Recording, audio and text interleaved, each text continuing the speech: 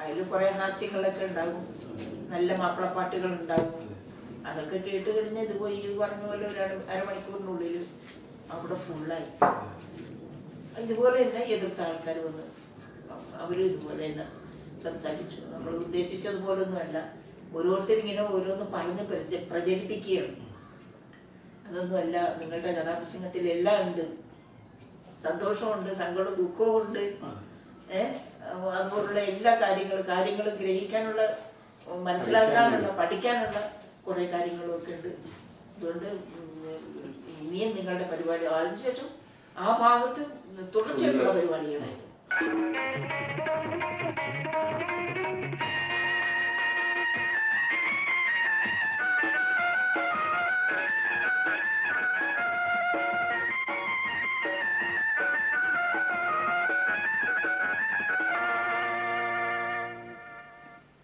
അഭിനന്ദരായ മാതാപിതാക്കളെ, സഹോദരി സഹോദരന്മാരെ, നിങ്ങളുടെ ഏവരുടെയും അനുമതിയോടുകൂടി ഞാൻ എൻ്റെ പ്രവൃത്തി പദത്തിലേക്ക് കടക്കുകയാണ്.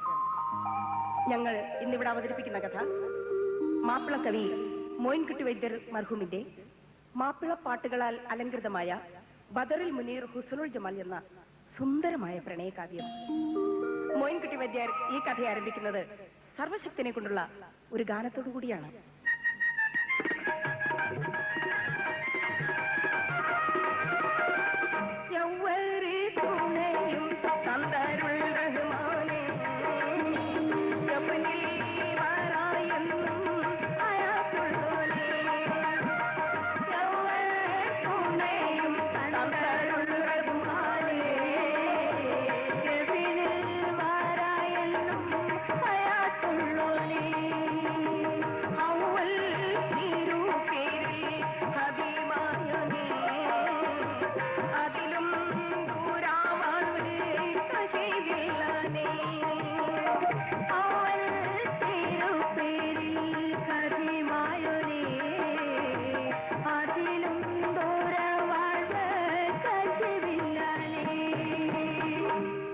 കാരുണികനും കരുണാനിധിയുമായ അള്ളാഹുവിന്റെ നാമത്തിലാണ് വൈദ്യർ ഈ കഥ ആരംഭിക്കുന്നത്.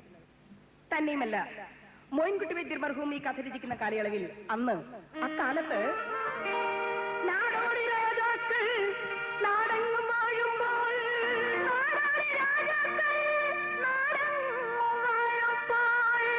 നാടെല്ലാം ഒന്നായി പിടിച്ചടക്കി. ശരിയാണ്, അന്ന് നാട് മുഴുവനും രാജാക്കന്മാരാണ്, ഓരോ മയിൽക്കുറ്റിതോറും രാജാക്കന്മാരാണ്. നിങ്ങൾ കേട്ടിരിക്കും, കോഴിക്കോട് രാജാവ്, കൊച്ചി രാജാവ്, തിരുവനന്തപുരം രാജാവ്, ആടുവൻ രാജാവ്, ഇസ്പീഡ് റാണി, ആടുവൻ ഗുലാൻ, ഡയമണ്ട് റാണി എന്ന് വേണ്ട, സർവത്ര രാജാക്കന്മാരാണ് അന്ന്. അവനീ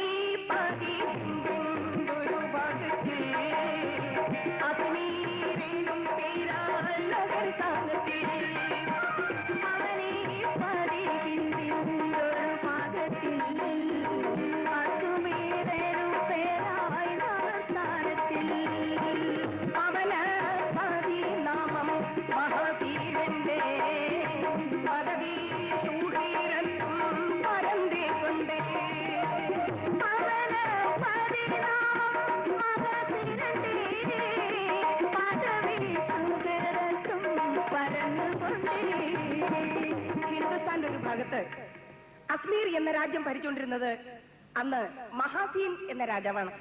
അദ്ദേഹത്തിന്റെ സൽകീർത്തി, സൽപ്രവൃത്തി അയൽ രാജ്യങ്ങളിലെല്ലാം അറിയപ്പെട്ടിരുന്നു. മഹാസീൻ രാജാവിന് അദ്ദേഹത്തെ പോലെ തന്നെ സത്യവും നീതിയും സൗഹാർദ്ദമായ നിലയിൽ കൈകാര്യം ചെയ്തിരുന്ന ഒരു മന്ത്രി ഉണ്ടായിരുന്നു. ആ മന്ത്രിയുടെ പേര് ചൊല്ലും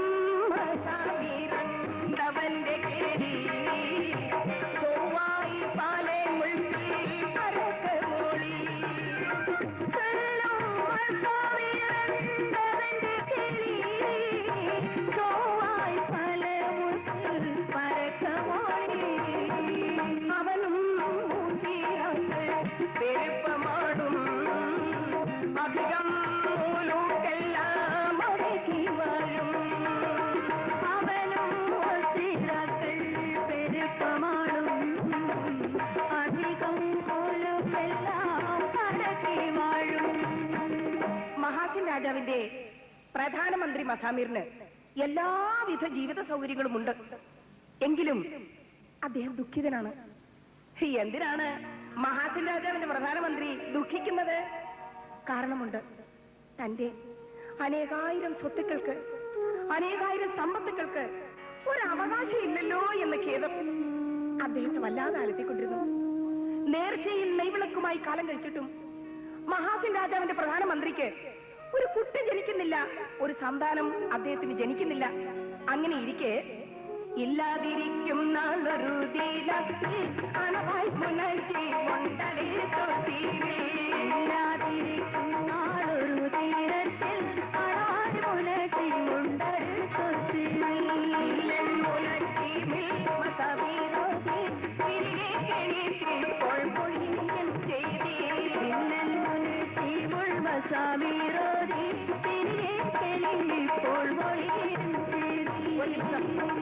വിദഗ്ധനായ ഒരു ജ്യോത്സ്യൻ മന്ത്രിയുടെ കൊട്ടാരത്തിൽ വന്നു. ശാസ്ത്രിയുടെ സാമർഥ്യം ഔപചാരികമായി ഗ്രഹിക്കാൻ കഴിഞ്ഞ മന്ത്രി മസാമീർ അനേക നാളുകളായി അദ്ദേഹത്തെ അലട്ടിക്കൊണ്ടിരുന്ന ആ തീരാ ദുഃഖത്തിന് ഒരു പരിഹാരം കണ്ടെത്തണമെന്ന് ജ്യോത്സ്യനോട് പറഞ്ഞു. ഞാനും ഭാര്യയും വാർദ്ധക്യം പ്രാപിച്ചിരിക്കുന്നു. ഞങ്ങളുടെ ധനത്തിനും മറ്റും യാതൊരു അവകാശമില്ലല്ലോ എന്നോർക്കുമ്പോൾ വല്ലാത്ത വിഷമം. അതിനാൽ ഞങ്ങൾക്ക് സന്താനം ഉണ്ടാകുമോ എന്ന്, കുട്ടി ഉണ്ടാകുമോ എന്ന് കണക്ക് നോക്കി നീ പറഞ്ഞു തരണം. ഇല്ലാതെ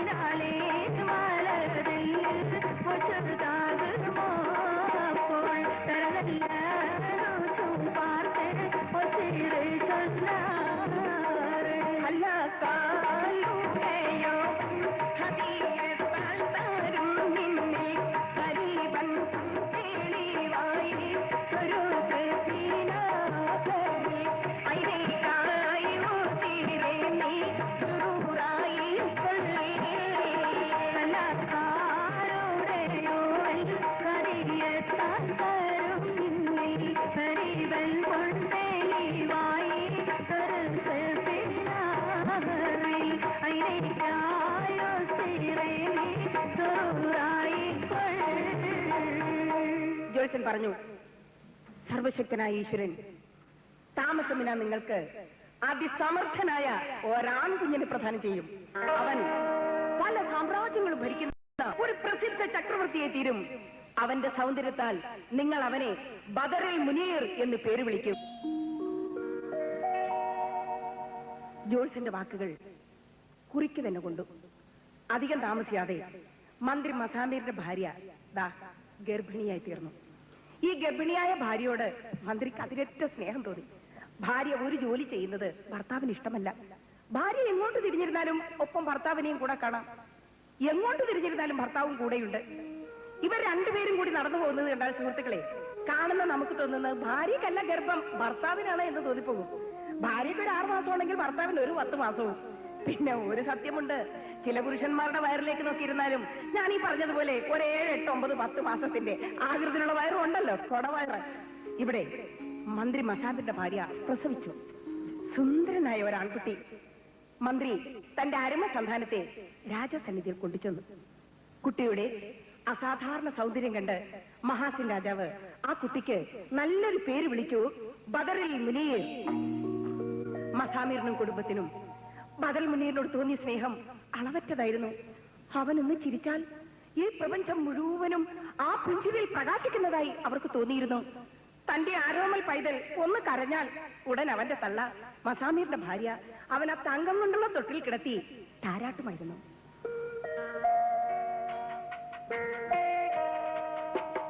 താരാട്ടുപാടാൻ താലോലമാട്ടാൻ താമര കൺമിഴി പൂട്ടിയുറങ്ങ്. താരാട്ടുപാടാൻ താലോലമാട്ടാൻ താമര കൺമിഴി പൂട്ടിയുറങ്ങ്. ഏതോ കിനാവിന്റെ തൂമണിത്തേരിൽ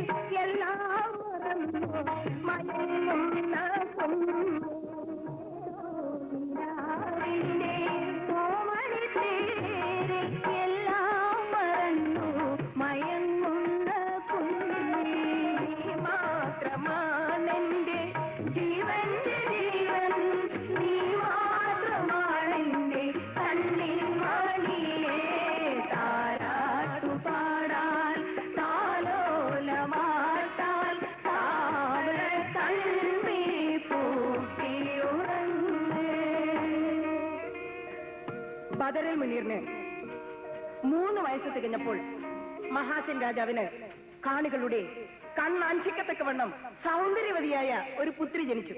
ആ കുട്ടിക്ക് എല്ലാ വിധത്തിലും യോജിച്ച രീതിയിൽ ഹുസനുൽ ജമാൽ എന്ന് പേര് വിളിച്ചു.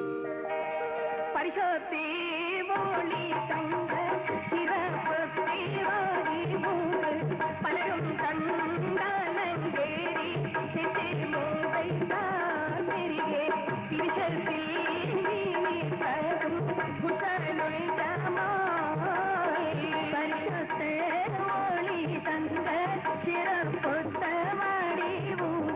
പലരും കണ്ടാലങ്കേരി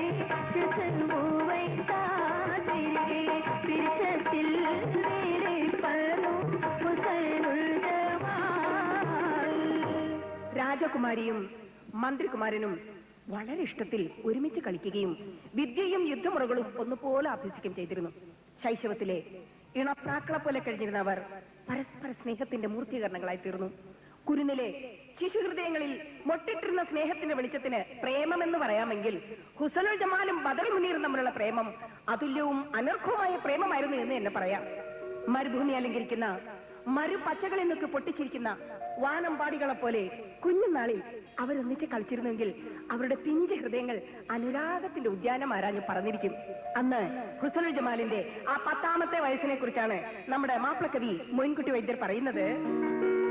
പോലെ നടപ്പ് ശീലമിൽ പൂവി കവിന്ദ ദിവ്യാൾ ബാലവയസ്സ് 10ാവിൽ ബാലികമും തിരന്തനാൾ പോലെ നടപ്പ് ശീലമിൽ പൂവി കവിന്ദ ദിവ്യാൾ ബാലവയസ്സ് 10ിൽ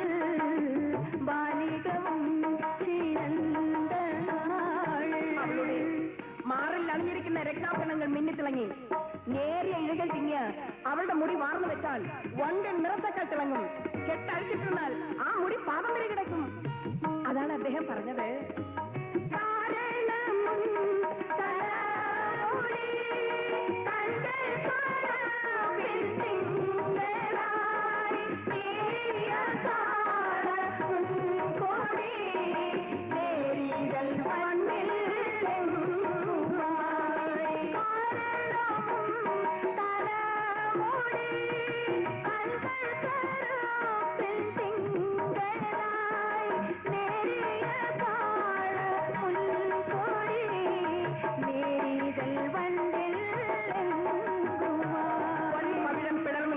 ചുണ്ടുകളും കടഞ്ഞെടുത്ത ചിപ്പിപോലെ വടിവത്തതുമായ അവളുടെ മുഖഭംഗി വശ്യ സൗന്ദര്യത്തിന്റെ മാദക രൂപമായിരുന്നു.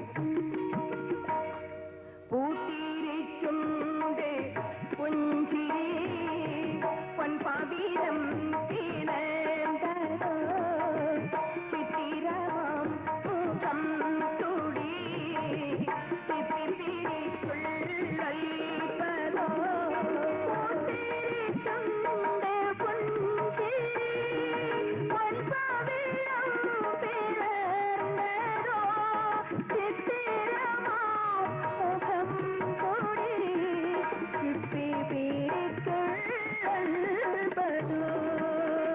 അത് തന്നെയല്ല മരതകത്തുകിലും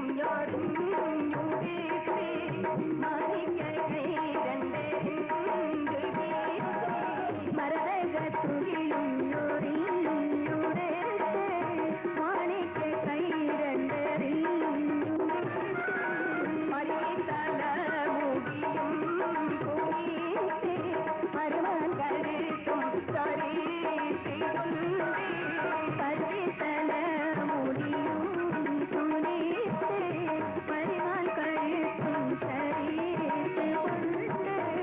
ഹുസ്നുൽ ജമാൽ വിവിധ തരത്തിലുള്ള വസ്ത്രാഭരണങ്ങൾ അണിഞ്ഞ് മരതക വസ്ത്രങ്ങൾ ധരിച്ച് മാണിക്യ കൈകൾ വീശി വാർന്നു മെനഞ്ഞ തലമുടിയിൽ പൂക്കളും ചൂടി അല്പം ചരിച്ചു പിടിച്ച മാൺകണ്ണുകളുമായി മദനമോഹനമായ നോട്ടവും നോക്കി പൊൻ പവിഴച്ചുണ്ടുകൾ വിടർത്തി പുഞ്ചിരിച്ചു വരുന്ന ആ വരവ് കണ്ടില്ലേ? ഹോ, എന്തൊരു വരവാണ്! ആ വരവ് കണ്ടുകൊണ്ടാണ് നമ്മുടെ വൈദ്യർ പറഞ്ഞത്, പൂമകളാണ് ഹുസനുൽ ജമാൽ പുന്നാരത്താളം നീകന്റെ ബീവി മകളാണ് പുന്നാരത്താളം നീകന്റെ ബീവി മങ്ങൾ മെത്തെ പണി തീരം ആഭരണത്തോടെ അനിന്റെ ബീവി മങ്ങൾ മെത്തെ പണി തീരം ആഭരണത്തോടെ അനിന്റെ ബീവി ആമനെ കാട്ടെ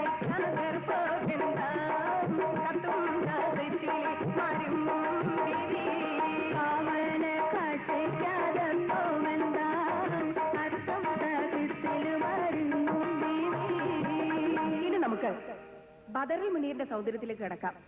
സൗന്ദര്യത്തിലും പൗരുഷത്തിലും ജ്ഞാനത്തിലും എന്ന് വേണ്ട സർവ്വ ഗുണങ്ങളിലും ബദറുൽ മുനീറിനോടൊത്ത് കിടനിൽക്കത്തക്കതായി അന്നും ഇന്നും ആരും തന്നെ ഉണ്ടായിരുന്നില്ല എന്ന് തന്നെ പറയാം.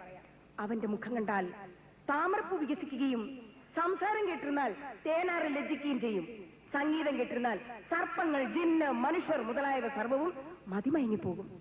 നാമകരുത്തൻ ബദറിൽ നാളെത്തും ഒത്തേ പുരുഷറിയില്ലേ നാമകരുത്തൻ ബദറിൽ നാളെത്തുമൊത്ത പുരുഷറിയില്ലേ നാമാര പൂക്കും മുഖത്തെ കണ്ടാൽ തേനാതിറക്കും മയക്കം കേട്ടാൽ താമര പൂക്കും മുഖത്തെ കണ്ടാൽ തേനാതിറക്കും മയക്കം കേട്ടാൽ നാമീരെ വാക്കും തുണികളിരകം സംഗീത കല്യാണി പാടും രാഗം നാമീരെ വാക്കും തുണികളിരകം സംഗീത കല്യാണി പാടും രാഗം. മേൽ പ്രസ്താവിച്ച പ്രകാരം സൗന്ദര്യ സൗഭാഗ്യ സൗശീല്യാദി ഗുണങ്ങളുടെ വിളനിലമായിരുന്ന ഹുസനുൽ ജമാലും ബദർ മുനീറും തമ്മിലുള്ള പ്രേമനാടകം അങ്ങനെ മുൻപോട്ട് പോയിക്കൊണ്ടിരുന്നു. ഉത്തുമാനുഷർ മുത്തിൽ വീതിയും ഉത്തമാം ബദറുൽ മുനീർ ഉപ്പ് രണ്ടരിൽ ഉപ്പ് ചേർന്നതിൽ ചമ്പനയിട്ടിടമേ ഉത്തുമാനുഷർ മുത്തുവീതി ഉത്തമാം ബദറുൽ മുനീർ ഉപ്പ് രണ്ടരിൽ ഉപ്പ് ചേർന്നതിൽ ചമ്പനയിട്ടിടമേ എത്തുമി പരിശുദ്ധമാലമി പത്തിനി ഹുസനുൽ ജമാൽ എത്തുമി പരിശുദ്ധമാലമിൽ പത്തിനി ഹുസനുൽ ജമാൽ എപ്പോഴും അവരൊപ്പരും മനം തപ്പിടാതെ തരത്തിനാൾ എപ്പോഴും അവരൊപ്പരും മനം തപ്പിടാതെ തരത്തിനാൾ. കാമുകി കാമുകന്മാരുടെ സ്വൈരവിഹാരം കുബുദ്ധികളായ ചില വില്ലന്മാരുടെ പ്രയത്നഫലമായി രാജധാനിയിലെത്തി. ചില രാജസന്നിധിയിൽ ഇങ്ങനെ ഉണർത്തിച്ചു: മഹാരാജാവേ, അവിടുത്തെ പുത്രിയും മന്ത്രികുമാരനും ഈ നിലയിൽ താമസിച്ചാൽ മാനഭംഗത്തിനിടവരും. മേലിൽ മന്ത്രികുമാരൻ മകളുടെ ഭവനത്തിൽ പ്രവേശിക്കുന്ന രാജാവ് കൽപ്പിച്ചു. പൊക്കുബിന്ദുടൈ മിക്കതാറിൽ കടക്ക വേണ്ട ദുരാമകൾ മിക്കതാറിൽ കടക്ക വേണ്ട ദുരാമകൾ ഇത്തരം അരുൾ കേട്ടതാലെ ഭയത്തമായി ബദറിൽ മുനീർ. മുനീറേ, ഇന്നു മുതൽ നീ ഇതിനകത്ത് കിടക്കരുത്.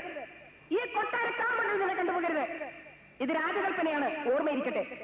തുടർന്ന് തന്റെ മകൾ ഹുസനുൽ ജമാലിനോട് പറഞ്ഞു: ഇന്നു മുതൽ നീ അവനുമായി നേരിൽ കാണുകയും സംസാരിക്കുകയും ചെയ്യരുത്. നീ ഒരു രാജകുമാരിയാണ്. നിന്നെ വിവാഹം കഴിക്കുന്ന ഒരു രാജകുമാരനുണ്ടാകും. രാജകീയ വാഴ്ചയ്ക്ക് ആക്ഷേപം ഉണ്ടാക്കി വെക്കരുത്. ഓർമ്മയിരിക്കട്ടെ, രാജാവിന്റെ ഈ ആജ്ഞാനുസരണം രണ്ടു പേർക്കും ഒരൊറ്റ അക്ഷരം ശ്രദ്ധിക്കാൻ കഴിഞ്ഞില്ല. ബദറിൽ മുനീറിന്റെ രൂപം കാണാതെന്ന് ബാല്യകനീജമാൽ രാവിൽ ഉറങ്ങൂല്ല. പതിവിൽ ബദറും ജമാലിനെ കാണാതെ പാതിരാവോളം ചിന്തിച്ച് നടക്കും. ഒരു ദിവസം ഹുസനുൽ ജമാൽ ആരും അറിയാതെ തന്റെ തോഴിയെ വിളിച്ച് ഒരു കത്തെഴുതി അവളെ ഏൽപ്പിച്ചു. എടി, നീ ഈ കത്ത് മന്ത്രികുമാരൻ ബദർ മുനീറിനെ ഏൽപ്പിക്കണം. അവളത് സമ്മതിച്ചു. തോഴി കത്ത് മുനീറിനെ ഏൽപ്പിച്ചു. തീർച്ചയായും ഇന്ന് രാത്രി തന്നെ ആരും കാണാതെ കൊട്ടാരത്തിൽ എത്തിക്കൊള്ളാമെന്ന് മറുപടിയും വാങ്ങി അവൾ മടങ്ങിപ്പോന്നു. സമയം ഏതാണ്ട് അർദ്ധരാത്രിയോട് അടുത്തിട്ടുണ്ട്. ഹുസ്നുൽ ജമാൽ ബദൽ മുനീറിനെ പ്രതീക്ഷിച്ചിരുന്നു. ബദൽ മുനീർ കൃത്യസമയത്ത് തന്നെ ആരുടെയും കണ്ണിൽപ്പെടാതെ, ആരുടെയും ശ്രദ്ധയിൽപ്പെടാതെ പാത്തും പതുങ്ങിയും ഒളിച്ചും അവൻ ആ കൊട്ടാരത്തിൽ വന്നു ചേർന്നു. ബദൽ മുനീറിനെ കണ്ടതോടെ ഹുസ്നുൽ ജമാൽ ഓടി അടുത്ത് അവന് കെട്ടിപ്പുണർന്നു.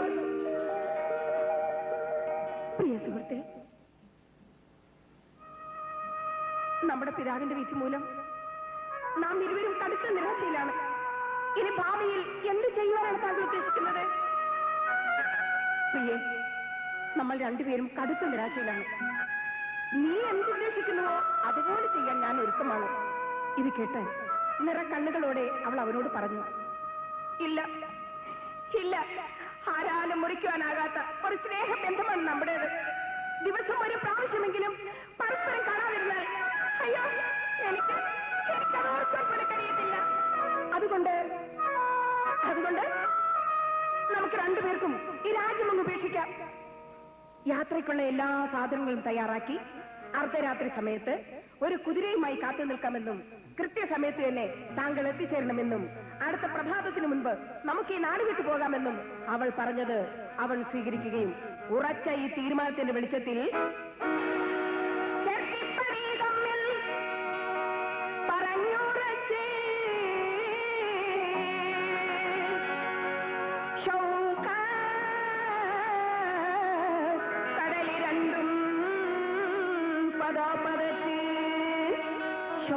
കടലിരണ്ടും പദാപതച്ച്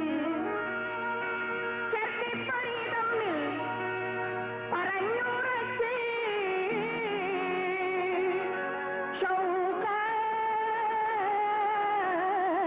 കടലിരണ്ടും പദാപതച്ച് പദാപതച്ച് ചേർത്തിപ്പാടി തമ്മിൽ പറഞ്ഞുറച്ച് കടൽ രണ്ടും പദാപതച്ച് ചേർത്തിപ്പാടി തമ്മിൽ പറഞ്ഞുറച്ച് കടൽ രണ്ടും പദപതച്ച് മുഖമുത്തി മനത്തെ പാദം സൂക്ഷി പേരും തിരിന്തം നേരം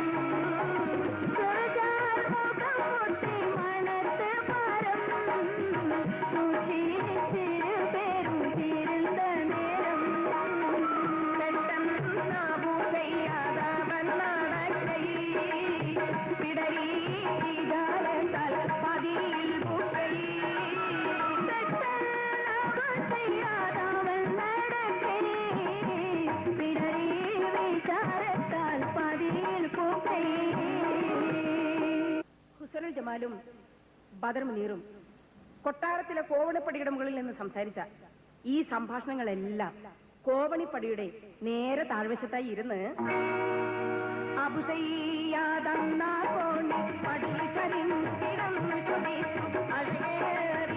നിജമായി പതറും ഒരു വീച്ചമിടെ രഹസ്യമായ വാർത്തകളും അവരുടെ ജീവിത കഥകൾ അനവധി പ്രേമ ദുരിതങ്ങൾ പറഞ്ഞമറത്തി നീർ വിട്ടി കടക്കുവാൻ ഇത് പറഞ്ഞ കരാറിയാതന്ന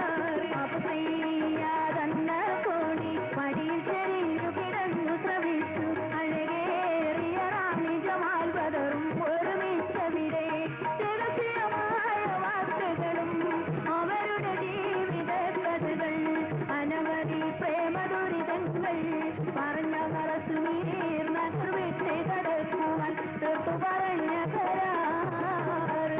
കൊട്ടാരത്തിൽ മത്സ്യം പിടിച്ചുകൊടുത്ത് ഉപജീവനം കഴിക്കുന്ന അബൂ സയ്യാദ് എന്ന മീൻപിടുത്തക്കാരൻ ഹുസ്നുൽ ജമാലിന്റെ ബദർ മുനീറിന്റെയും ഈ രഹസ്യമായ സംഭാഷണങ്ങൾ ഒളിച്ചിരുന്ന് കേൾക്കുകയായിരുന്നു. പിറ്റേ ദിവസം നേരം പുലരുന്നതിന് മുൻപ് അവൻ മന്ത്രി മസാനിൽ നടത്തിയെന്ന് ഇങ്ങനെ ഉറപ്പിച്ചു. യജമാനെ, അയ്യോ യജമാനെ, എന്താടാ യജമാനെ? അങ്ങയുടെ പുത്രനെ അങ്ങ് നല്ലവണ്ണം സൂക്ഷിച്ചോളൂ. ഉത്കണ്ഠാവുമായി മന്ത്രി കാര്യമഴിച്ചപ്പോൾ ഹുസൈൻ ജമാലും ബദർ മുനീറും തമ്മിലുണ്ടായ സംഭാഷണ വിവരങ്ങളെല്ലാം അവൻ മന്ത്രിയെ ധരിപ്പിച്ചു. ഓഹോ, അങ്ങനെയാണോ? മന്ത്രി ഒരു സൂത്രം പ്രയോഗിച്ചു. ബദർ മുനീർ വന്നപ്പോൾ അവന്റെ കയ്യിൽ താക്കോൽ ഏൽപ്പിച്ചിട്ട് അറയിൽ പോയി എന്റെ മോതിരം എടുത്തുകൊണ്ടുവരൂ എന്ന് കൽപ്പന കൊടുത്തു. അങ്ങനെ അങ്ങോട്ടിയും ഇങ്ങേ ഭയന്ന് കേട്ട് അങ്കവൻ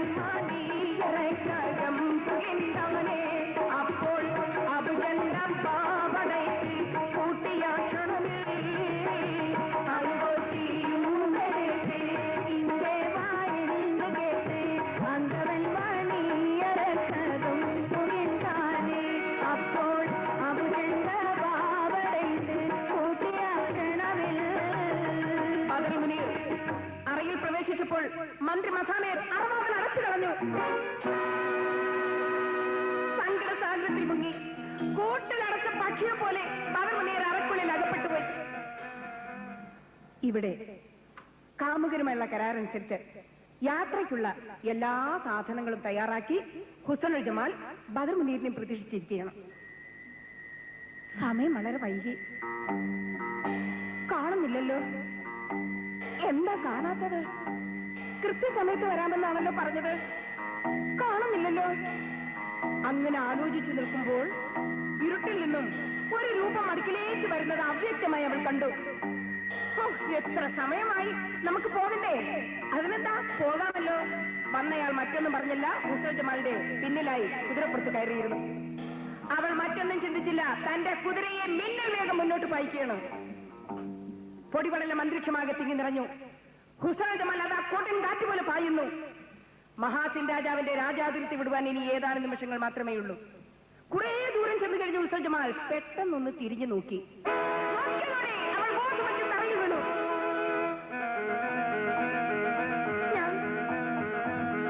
ഞാൻ എന്തൊരു ഭയങ്കര ആപത്തിലാണ് അകപ്പെട്ടിരിക്കുന്നത്. എന്റെ പ്രിയപ്പെട്ട സ്നേഹിതൻ തിരിഞ്ഞു പോയി സഹിതം എന്താണ് ചെയ്യുക? മടിയിൽ അകപ്പെട്ട ഈ ആപത്തിൽ നിന്ന് കരകയറുവാൻ ഞാൻ ഇനി എന്താണ് ചെയ്യേണ്ടത്? അവൾ ചിന്തിച്ചു. ഇല്ല, ഇനി എന്ത് കഷ്ടതകൾ അനുഭവിക്കേണ്ടി വന്നാലും പിതാവിന്റെ രാജ്യത്തേക്ക് മടങ്ങുന്നത് ശരിയല്ല. ഇതെല്ലാം എന്റെ വിധിയാണ്, എന്റെ വിധി മാത്രം. അവൾ സമാധാനിച്ചു. തന്നോടൊപ്പം അബൂ സയ്യാദിനെയും കുതിരപ്പുറത്ത് കയറ്റി ക്ഷണത്തിൽ മഹാസിന്റെ രാജാതിർത്തി വിട്ടു. പിറ്റേ ദിവസം രാവിലെ മഹാസിന്റെ രാജ്യമാസകലം ഹുസൈനുൽ ജമാലിന്റെ ഈ ഒളിച്ചോട്ടം ഒരു സംസാര വിഷയമായി തീർന്നു. കൊട്ടാരത്തിലെ മത്സ്യജീവനക്കാരനായ അബൂ സയ്യാദിനോടൊപ്പം രാജകുമാരി ഹുസൈൻ ജമാലിനെ കാണാകിയാൽ ജനങ്ങളുടെ ആശങ്ക വർദ്ധിച്ചു. നിരാശയും അഭിമാനക്ഷതവും ആകെ കൂടി മഹാസിന്റെ മനോദലത്തിൽ ഒരു കൊടുങ്കാറ്റ് തന്നെ സൃഷ്ടിച്ചു. തന്നെയുമല്ല, ആ നാട്ടിൽ ഒരു പുതിയ വാർത്ത പരക്കുന്നു. നാട്ടിലാകെ പരക്കുന്നു പുതുവാർത്ത, നമ്മുടെ റാണി ഹുസൈനുൽ ജമാൽ ചെയ്ത സതിവാർത്ത. നാട്ടിലാകെ പരക്കുന്നു പുതുവാർത്ത, നമ്മുടെ റാണി ഹുസൈനുൽ ജമാൽ ചെയ്ത സതിവാർത്ത. കേട്ടണை ചെയ്യാനോടൊക്കെ കേളി ചെയ്യാനോ യോജിച്ച് കൂടിയാണ് അവൾ നിനക്ക് പോയി പറഞ്ഞു നാടും വെട്ടി സഭവാൻ പലതരത്തിലാണ് കേടായി അസ്മീറിലെ രാജാവ് ഹമ്മാൽ കഴിയുന്ന ഘട്ടം. നാട്ടിലാകെ പരക്കുന്നു പുതുവാർത്ത, നമ്മുടെ റാണി ഹുസൈനുൽ ജമാൽ ചെയ്ത സതിവാർത്ത. അസ്മീറിലെ അന്തരീക്ഷം ഇങ്ങനെ ഇരിക്കെ ഹുസൈനുൽ ജമാലിന്റെ അവസ്ഥയോ? അവൾ അബൂ സയ്യാദിനോടൊത്ത് കുറച്ചു ദൂരം യാത്ര ചെയ്തു കഴിഞ്ഞപ്പോൾ വിശ്രമത്തിനുതകിയ ഒരിടം അവർ കണ്ടു. അല്പം വിശ്രമിക്കാമെന്ന് കരുതി രണ്ടുപേരും ഒരിടത്ത് താവളം ഉറപ്പിച്ചു. ദുഃഖാർത്ഥിയായ ഹുസൈനുൽ ജമാലും മീൻപിടുത്തക്കാരനായ അബൂ സയ്യാദും ഇപ്പോൾ ബഹിജർ എന്ന രാജാവിന്റെ രാജതിർത്തിയിൽ വിശ്രമിക്കുകയാണ്. അധിക നേരം കുതിരസവാരിയൊക്കെ ചെയ്ത് വളരെ ക്ഷീണിച്ച് തളർന്നു വന്നവരാണ്. സുഹൃത്തുക്കളെ, നിങ്ങൾ ആരും അവളെ ശല്യം ചെയ്യരുത്. അവൾ അല്പസമയം അവിടെ നിന്ന് വിശ്രമിക്കട്ടെ. ഇനി നമുക്കറിയേണ്ടത് ബദർ മുനീറിന്റെ കഥയാണ്. പിതാവിന്റെ കൈകളാൽ മുറിക്കുള്ളിൽ അടക്കപ്പെട്ട ബദർ മുനീർ പിറ്റേ ദിവസം രാവിലെ മുറിക്കുള്ളിൽ നിന്നും വിമുക്തനാവുകയാണ്. ആ നാട്ടിലുണ്ടായ ചില പുതിയ വാർത്തകൾ അറിയാൻ കഴിഞ്ഞ മന്ത്രി മസാമീർ തന്റെ മകൻ നിരപരാധിയാണെന്ന് മനസ്സിലാക്കി അവനെ തടവ് മുറിക്കുള്ളിൽ നിന്ന് മോചിപ്പിച്ചു. വിമോചിതനായ ബദർ മുനീർ കണ്ടെത്തുന്ന സ്ഥലങ്ങളിലെല്ലാം ഹുസൈൻ ജമാലിനെ അന്വേഷിച്ചു. പക്ഷേ കണ്ടെത്തിയില്ല. എങ്കിലും സാധാരണ കാമുകരെ പോലെ ജീവിതത്തെ ഇല്ലാതാക്കുവാൻ അവൻ ആഗ്രഹിച്ചില്ല. അവരൊരു ലക്ഷ്യമുണ്ട്. ഹുസൈൻ ജമാലിനെ തേടിപ്പിടിക്കുക, അതാണ് അവന്റെ ലക്ഷ്യം. ബദർ മുനീർ ദേശസഞ്ചാരത്തിന് ഇറങ്ങി പുറപ്പെട്ടു. പറയും പയക്കത്തിൽ ശരീരം കിടന്നവർ താൾ ബദരിൽ തടപ്പിനാൽ ഉറങ്ങിപ്പോയവളിരുന്നാൽ പറയും പയക്കത്തിൽ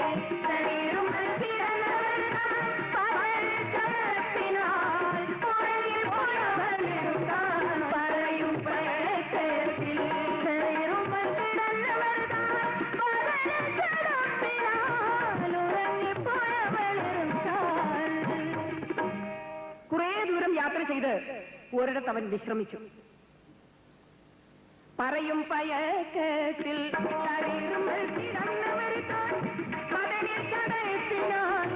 ഉറങ്ങിപ്പോയവളിരുന്നാൽ പറയും പയക്കത്തിൽ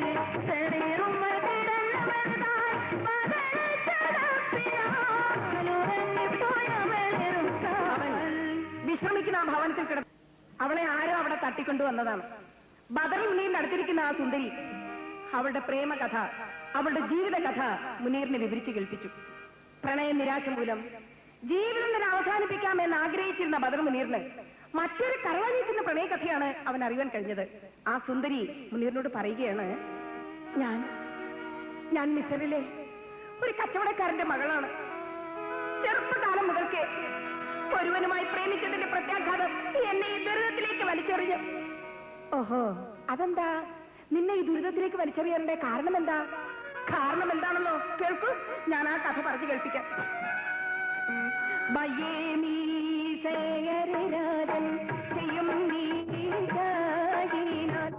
രാജൻ ചെയ്യും ചൊല്ലിയതാൽ ബാവ പഴങ്ങി പാടി അരസനീക്കായി പയ്യേരി ചെറുകാരൻ ചെയ്യും കവിനാൽ വല്ലാതെ ചൊല്ലിയതാൽ ബാവ വഴങ്ങി വാഴി അരസനീക്കായി.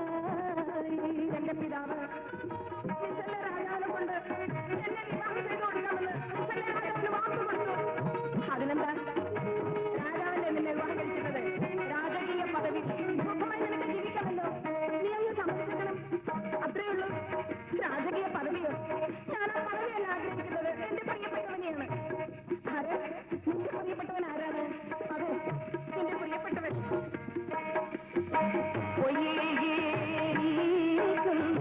പയ്യലെ തീരത്തിൽ ഒത്തോരെ കളിത്തി കൊണ്ട് ഒരുവൻ ഉച്ചോരി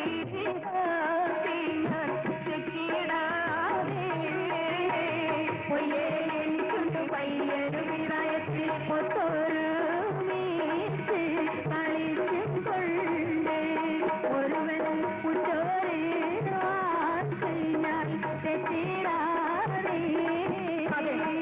എന്റെ പൈതൽ പ്രായമൊക്കെ, എന്റെ കുട്ടിപ്രായമൊക്കെ എനിക്കൊരുവനുണ്ടായിരുന്നു. അവനാണ് എന്നെ വിവാഹം ചെയ്യേണ്ടത്, അവനാണ് എന്റെ ഭർത്താവാകേണ്ടത്, അതല്ലാതെ നിശ്ചല രാജാവല്ല. ഓഹോ, അങ്ങനെയാണ്. അത് ശരി. അപ്പോൾ നിന്റെ കാമുകന്റെ പേരെന്താണെന്ന് എന്നോട് പറഞ്ഞില്ലല്ലോ. എന്താ പേര്? പേരോ?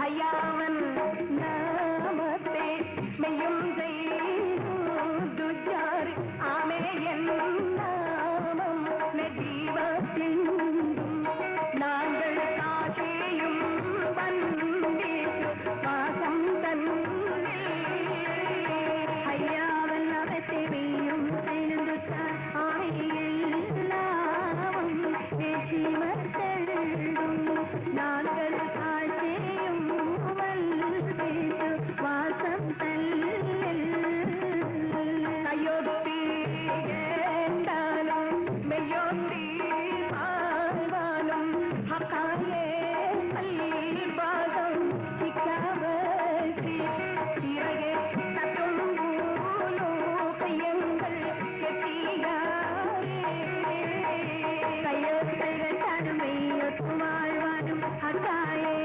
കൽവേഗം ചിക്കവേച്ച് ചിറകെ തട്ടും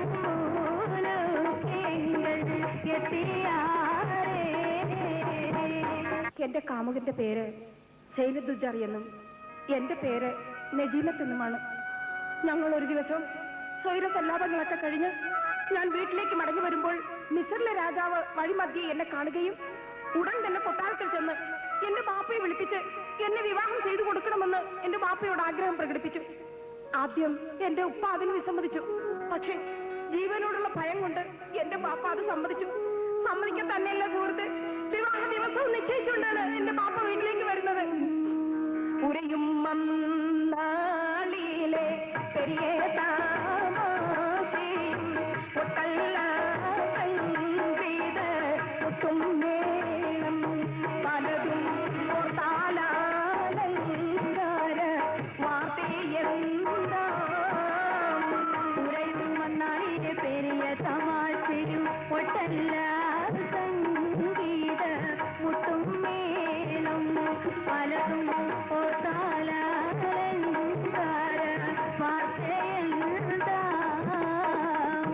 എന്റെ വിവാഹ വാർത്ത അറിഞ്ഞതോടെ എന്റെ പ്രിയപ്പെട്ട കാമുകൻ സെനിതുജാറ് പൊട്ടിക്കരഞ്ഞുപോയി. ഞാൻ പല വിധത്തിൽ അദ്ദേഹത്തെ ഉപദേശിച്ചു. ഒരു പ്രയോജനമുണ്ടായില്ല. എങ്കിലും ഞാൻ ബുദ്ധിപൂർവ്വം തന്നെ പ്രവർത്തിച്ചു. മിസല്ല രാജാവ് എന്നെ വിവാഹം കഴിച്ചു.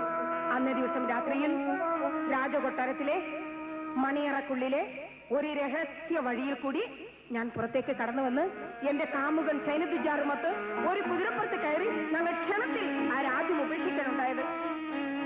ഞങ്ങൾ കുറേ ദൂരം യാത്ര ചെയ്തു കഴിഞ്ഞ് ഒരിടത്ത് വിശ്രമിച്ചു. യാത്രാ ക്ഷീണം കൊണ്ട് ഞങ്ങൾ രണ്ടാളും അവിടെ കിടന്നങ്ങ് ഉറങ്ങിപ്പോയി.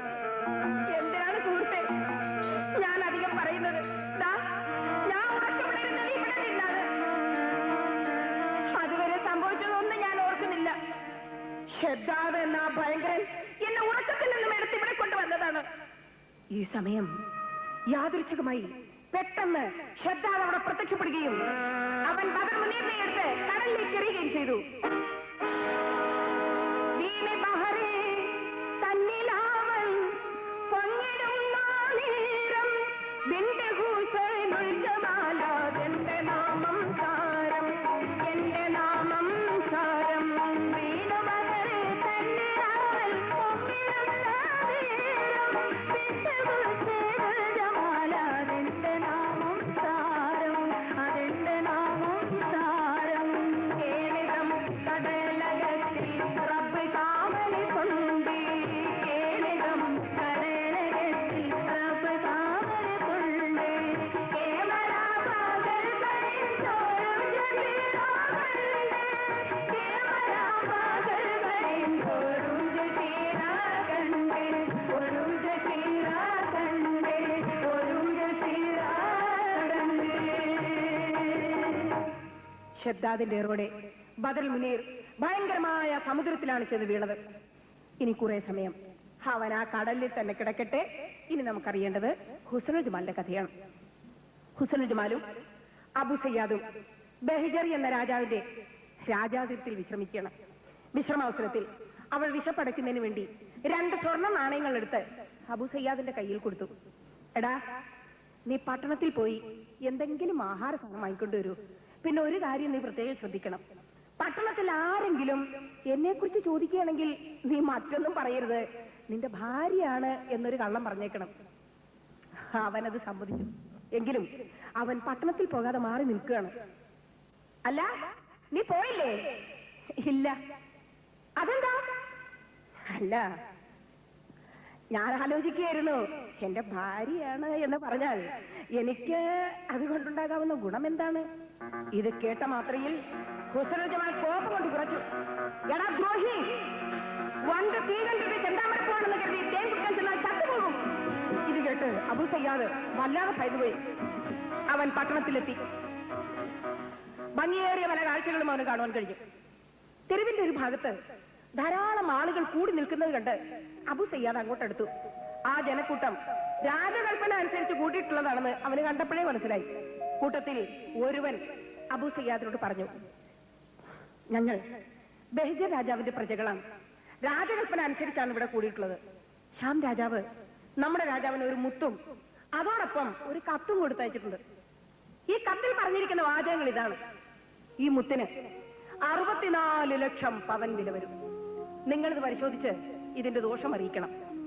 മുത്ത് പൊളിച്ച് പരിശോധിക്കുമ്പോൾ നിങ്ങൾ പറഞ്ഞിട്ടുള്ള ദോഷമില്ലാത്ത പക്ഷം പ്രധാനപ്പെട്ട 40 തുറമുഖങ്ങൾ എനിക്ക് വിട്ടുതരണം. ദോഷമുണ്ടെങ്കിൽ അപ്രകാരം ഞാൻ അങ്ങോട്ട് തരുന്നതാണ്. ഈ വിവരം പൊതുജനങ്ങളെ അറിയിക്കുവാൻ പ്രജാവത്സരനായ നമ്മുടെ പൊന്ന തമ്പുരാൻ ബഹജർ സുൽത്താൻ കൽപ്പിച്ചിട്ടുണ്ട്. അതനുസരിച്ച് പല കച്ചവടക്കാരും പല മുത്തുനോട്ടക്കാരും ഈ സദസ്സിൽ കൂടിയിരിക്കുന്നു. ഇവരുടെ അഭിപ്രായത്തിൽ മുത്തിന് യാതൊരു ദോഷവുമില്ലെന്നാണ്. എന്നാൽ നിങ്ങൾക്ക് ഇതിലെന്തെങ്കിലും ഒരഭിപ്രായം പറയുവാനുണ്ടോ?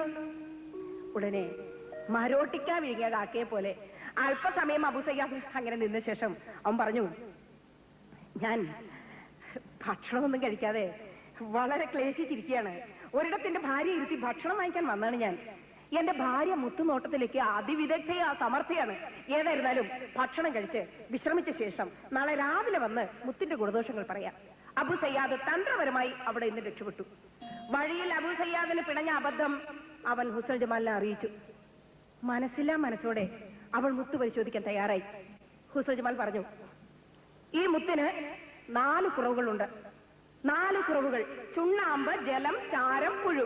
ഇവകളാണ് ആ 4 കുറവുകൾ. ബേജർ രാജാവ് ഈ വിവരം ഷാം രാജ്യത്തെത്തിക്കുകയും ഷാം രാജാവ് മുത്ത് പൊളിച്ചു പരിശോധിച്ചതിൽ ഹുസ്സൻ ജമാൽ നിർദ്ദേശിച്ച കുറവുകൾ വാസ്തവമാണെന്ന് തെളിയിക്കുകയും ചെയ്തു. വിജയശ്രീലാളിതനായ ബേജർ സുൽത്താൻ ഹുസ്സൻ ജമാലിന്റെ ബുദ്ധി സാമർത്ഥ്യത്തെ സ്തുതിച്ചു. തുടർന്ന് അബൂ സയ്യാദിനെ തന്റെ പാർശ്വവർത്തിയെ അംഗീകരിക്കുകയും അവനോട് ഹുസ്സൻ ജമാലിനെ നേരെ കാണാനുള്ള ആഗ്രഹം പ്രകടിപ്പിക്കുകയും ചെയ്തു. ഭയവും പാരവശ്യവും മനസ്സിൽ കിടിലം ജനിപ്പിച്ചിരുന്നെങ്കിലും രാജകൽപ്പന ഹുസ്സൻ ജമാലിനെ അറിയിക്കുവാൻ അബൂ സയ്യാദ് മടിച്ചില്ല. അബൂ സയ്യാദിന്റെ സഹവാസ നിമിത്തം അനുനിമിഷം താൻ അപകടത്തിൽ നിന്ന് അപകടത്തിലേക്ക് നീങ്ങിക്കൊണ്ടിരിക്കുകയാണെന്ന് മനസ്സിൽ ഉറച്ചു. നനച്ചിറങ്ങിയാൽ കുളിച്ചു കയറണം. രാജ്യത്തെയും പിതാവിനെയും പ്രാണനിൽ പ്രാണനായ കാമുകനെ ഉപേക്ഷിച്ച് ഈ ദുരിതഗർത്തത്തിൽ അകപ്പെട്ടു. അപ്രതീക്ഷിതമായി സംഭവിച്ച ബദർമുനീറിന്റെ വേർപാടിനെ കുറിച്ച് ചിന്തിച്ചപ്പോൾ അവളുടെ ഹൃദയം വെന്തുരുകയാണ്, നീറിപ്പുകയുകയാണ്. എന്നാൽ ബഹിജർ രാജാവ് ഹുസ്സൻ ജമാലിനെ നേരെ കാണുവാനുള്ള ആഗ്രഹം പ്രകടിപ്പിക്കുകയും കുൻസത്ത് എന്ന പേരോടുകൂടിയ ഒരു വൃദ്ധ സ്ത്രീയെ താൻ അവളെ കല്യാണം കഴിക്കുന്നതിന് സമ്മതമാണോ എന്ന് അന്വേഷിക്കുന്നതിന് വേണ്ടി ഹുസ്സൻ ജമാലിന്റെ അടുക്കലേക്ക് അയക്കുകയും ചെയ്തു. തരം ദാരിത്ത കുഴലിച്ചും തരും രാജന്റെ തരം തരിത്ത കുഴലിച്ചും തരും രാജന്റെ മരിക്കോലം മണിമൂതലും മരിക്കുവോളം കഴിവരുത്ത് മണിമൂതലും ഹുസ്സൻ ജമാലിനോട് പറഞ്ഞു, നിന്നെ ഒരു സന്തോഷ വാർത്ത അറിയിക്കാനാണ് ഞാൻ വന്നിട്ടുള്ളത്. ബഹിജർ രാജാവ് നിന്നെ കാണാൻ ആഗ്രഹിക്കുന്നു. അതുകൊണ്ട് നീ എന്റെ കൂടെ വരണം. രാജ്യഭാരം എല്ലാം നിന്നെ ഏൽപ്പിക്കാനും നിന്നെ വിവാഹം കഴിക്കുവാനും തിരുവനന്തപുരത്ത് കൊതിക്കുകയാണ്. കിഴവിയുടെ വർത്തമാനം കേട്ട മാത്രയിൽ ഹുസ്സൻ ജമാൽ കോപം കൊണ്ട് വിറച്ചു. അവിടെ ഒരു വല്ലാത്ത മുഖലക്ഷണം കണ്ട് കിഴവി പേടിച്ചു വിറച്ച് രാജാവിന്റെ അടുത്ത് എന്ന് വിവരം അറിയിച്ചു. തുടർന്ന് ഹുസ്സൻ ജമാലിനെ പിടിച്ചുകൊണ്ടുവരുവാൻ രാജകൽപ്പന ഉണ്ടായി. അശ്വാരൂഢരായ ബഹിജറിന്റെ ഭടന്മാരുമായി അവൾക്കൊരു യുദ്ധം തന്നെ നടത്തേണ്ടി വന്നു. അവിടെ നിന്നും തന്ത്രപരമായി രക്ഷപ്പെട്ട് രാജാവ് വിശ്രമിക്കുന്ന ബാഹുസുദൂരി എന്ന ഉദ്യാനത്തിൽ പ്രവേശിച്ച് അല്പം വിശ്രമിച്ചു. അപ്പോൾ ഹുസൈനുൽ ജമാൽ തൻ തടിക്ക് അരുതായി മേലും കേണുദാഹങ്ങൾ പൂക്കി. അപ്പോൾ ഹുസൈനുൽ ജമാൽ തൻ തടിക്ക് അരുതായി മേലും കേണുദാഹങ്ങൾ പൂക്കി. ജപ്പാനരസൻ സുഖം കൊള്ളും കോപ്പേ ജനം കൊല്ലും ബാഹു സുറൂറും വളർപ്പേ. ജപ്പാനരസൻ സുഖം കൊള്ളും കോപ്പേ ജനം ചൊല്ലുവാകെ സുറൂറും വളർപ്പേ. ആ ഉദ്യാനത്തിൽ രസമേറിയ ഫലങ്ങളും ശുദ്ധജലം പ്രവഹിക്കുന്ന അരുവികളും സുഗന്ധ പുഷ്പങ്ങളും ധാരാളം ഉണ്ടായിരുന്നു. അവൾ ഒരു മരക്കൊമ്പിൽ പടച്ചട്ടയും രത്നമാലയും തൂക്കിയിട്ടു. ബദറിൻ നീറിനെ കുറിച്ചുള്ള ചിന്തയിലേക്കുകയും മയക്കത്തിൽ അവൾ അങ്ങ് ഉറങ്ങിപ്പോവുകയും ചെയ്തു. ഉറക്കത്തിൽ അവൾ ഒരു സ്വപ്നം കണ്ടു.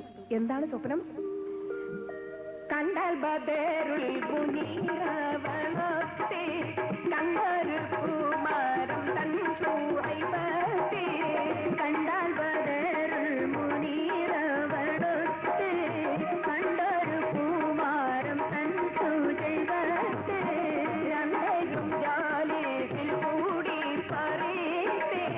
രസമുറ്റാറുമാൻ പഴവും പുതിയിട്ട് രണ്ടരും ചാലിച്ച് കൂടി പറിത്ത് രസമുറ്റാറുമാൻ പഴവും പുതിയിട്ട്. ഹുസ്രൻ ജമാലും ബദർ മുനീറും ഒരു മരക്കൊമ്പിൽ ഇരുന്ന് ഉറുമാൻ പഴം പറിച്ച് തിന്നുന്നു. അപ്പോൾ അവൾക്ക് പഴത്തിൽ പച്ച ചോദിക്കുകയും മരക്കം പൊടിഞ്ഞ് ഇരുവരും താഴെ വീഴുകയും ചെയ്യുന്നിട്ടാണ് സ്വപ്നത്തിൽ നിന്നും ഹുസ്രൻ ജമാൽ ഞെട്ടി ഉണർന്നു. അപ്പോൾ താൻ കാണുന്നത് എന്താണ്? തന്റെ മുൻപിൽ സുമുഖനായ അതീവ സുന്ദരനായ ഒരു ചെറുപ്പക്കാരൻ പുഞ്ചിരിതൂകി നിൽക്കുന്നതാണ് അവൾക്ക് കാണുവാൻ കഴിഞ്ഞത്. ഇവൻ ആരാണ് സുഹൃത്തുക്കളെ? മാപ്പിളക്കവി മോയിൻകുട്ടി വൈദ്യർ പറയുന്നത് ഇവൻ ആള് ഭയങ്കരനാണ്, ഇവൻ മനുഷ്യവർഗത്തിൽപ്പെട്ടതല്ല. പിന്നോ ഈ യുവാവിനെ കുറിച്ച് പറയുന്നത് മുതിയവൻ, അതെ മുതിയവൻ ബഹറിനാലിനകത്താണ് പാപ്പ് മുസ്താഖണ്ടവൻ നാമം ശുഹ്റാനേ. മുതിയവൻ ബഹറിനാലിനകത്താണ് പാപ്പ് മുസ്താഖണ്ടവൻ നാമം ശുഹ്റാനേ. ഇതമ്രാവി വിരിക്കുന്ന റജുലാനേ കുരിയിൽ ശിഹാബെന്ന അരസഞ്ചിൽ മകനാണേ. ഇതമ്രാവി വിരിക്കുന്ന റജുലാനേ കുരിയിൽ ശിഹാബെന്ന അരസഞ്ചിൽ മകനാണേ. ശിഹാബ് എന്ന ജിന്നരാജന്റെ പുത്രൻ മുസ്താഖ് എന്ന ജിന്നുകുമാരനാണ്. ഇവന്റെ താമസം 4-ാം സമുദ്രത്തിലാണ്. മുസ്താഖ് എന്ന ജിന്നുകുമാരനുമായി അവൾക്കൊരു ചെറിയ വാക്കുപോരാട്ടം നടത്തേണ്ടി വന്നു. വല്ല രക്ഷയുണ്ടോ? ആരോടാണ് ഈ വാക്ക് തർക്കത്തിന് ചെന്നിരിക്കുന്നത്? മുസ്താഖ് ചെറുതായിട്ടൊന്ന് ശബ്ദിച്ചതേ ഉള്ളൂ. ഹുസ്രൻ ജമാൽ അതാ അറയിൽ വീണു കഴിഞ്ഞു. ബോധമറ്റ് കിടക്കുന്ന ഹുസ്രൻ ജമാലിനെ മുസ്താഖ് വാരിക്കോരിയെടുത്ത് താൻ താമസിക്കുന്ന 4-ാം സമുദ്രത്തിലെ മണിമാളികയിൽ കൊണ്ടുവച്ച് താമസിപ്പിച്ചു. ദിവസങ്ങൾ ചിലത് കഴിഞ്ഞു കടന്നുപോയി. ഒരു ദിവസം മുസ്താഖിന് അവളിൽ അതിയായ ആഗ്രഹം ജനിക്കുകയും മുസ്താഖിന്റെ ആഗ്രഹം ഹുസ്രൻ ജമാലിനെ അറിയിക്കുകയും ചെയ്തു. അവളൊരു സൂത്രം പ്രയോഗിച്ചു. എനിക്ക് നിങ്ങളുമായി ചേരുവാനുള്ള ആഗ്രഹം എന്റെ ഹൃദയത്തിൽ അലയടിക്കുന്നു. നിർഭാഗ്യവശാൽ ഒരു രോഗനിമിത്തം തൽക്കാലം അതിന് സാധിക്കാതെ വന്നിരിക്കുന്നു. ദയവ് ചെയ്ത് എന്നെ ആ ഒരു ഉദ്ദേശത്തിന്, ആ ഒരു ലക്ഷ്യത്തിന് എന്നെ ക്ഷണിക്കരുത്. ഓഹോ, ഇല്ല, ഇനി ഞാൻ ഒരിക്കലും നിന്നെ ഉപദ്രവിക്കില്ല. പക്ഷേ ഒരു കൊച്ചു കഥ ഞാൻ നിന്നെ പറഞ്ഞു കേൾപ്പിക്കാം. ഉരട്ടാറ് എനിക്കാരംഭ കണ്ണി ഒന്നും വേണ്ട പൂളം ഉരട്ടാർ എനിക്കാരംഭ കണ്ണി ഒന്നും വേണ്ട പൂളം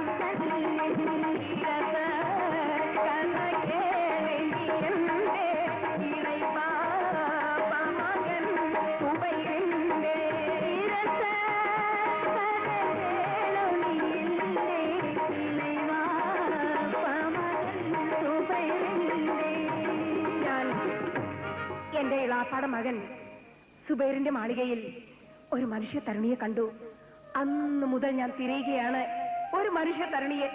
ഹൃദയത്തിൽ നിയോജിച്ച ഒരനർഘസുനമായി എനിക്കിപ്പോൾ കാണുവാൻ കഴിഞ്ഞത് നിന്നെ മാത്രമാണ്. അതുകൊണ്ട് എന്റെ തൃപ്തിക്കായി മാത്രം നീ ഇവിടെ ജീവിക്കുക. ഞാൻ എന്റെ സർവസ്വവും ബദറിൽ മുനീറിന് വേണ്ടി നിശ്ചയിച്ചിരിക്കുന്നു എന്ന് ഹൃദയത്തിൽ ബദർ മുനീറിനെയും കണ്ണുകളിൽ മുസ്താഖിന്റെ നേരെയുള്ള സ്നേഹത്തെയും കൃത്രിമമായി സ്ഫുരിപ്പിച്ചുകൊണ്ട് മുസ്താഖിന്റെ താമസ സ്ഥലമായ 4-ാം സമുദ്രത്തിലെ മണിമാളികയിൽ അവൾ സുഖമായി ജീവിച്ചു വരികയാണ്. ഇപ്പോൾ ഹുസ്രൻ ജമാലിന് യാതൊരു കുഴപ്പമില്ല. അവൾക്ക് പരമാനന്ദ സുഖമാണ്. അവൾ അവിടെ നിന്ന് സുഖമായിട്ട് ജീവിക്കട്ടെ. ഇനി കടലിൽ വീണ് കിടക്കുന്ന ബദർ മുനീറിന്റെ സ്ഥിതി എന്താണെന്ന് നമുക്ക് നോക്കാം. ഷദ്ദാദിലേറോടെ ബദർ മുനീർ സമുദ്രത്തിലാണ് ചെന്ന് പെട്ടത്. അവൻ എന്താണ് സംഭവിച്ചത്?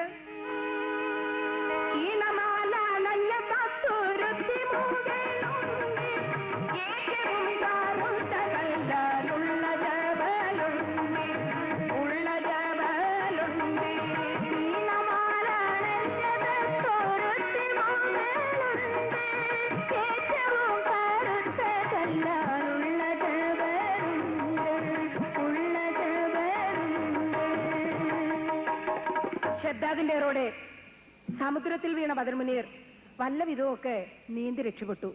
രക്ഷപ്പെട്ട മുനീർ വീണ്ടും ഹുസനുൽ ജമാലിനെ അന്വേഷിച്ച് ഹുസനുൽ ജമാലിനെ തേടി. കാടുകളും മേടുകളും പുഴകളും വനങ്ങളും ഒക്കെ കടന്ന് അവനതാ മുന്നോട്ട് പോയിക്കൊണ്ടിരിക്കുകയാണ്. അങ്ങനെ സഞ്ചരിച്ചുകൊണ്ടിരുന്ന ബദർമുനീറിന് മനോഹരമായ ഒരു തടാകമാണ് അവന് കാണുവാൻ കഴിഞ്ഞത്.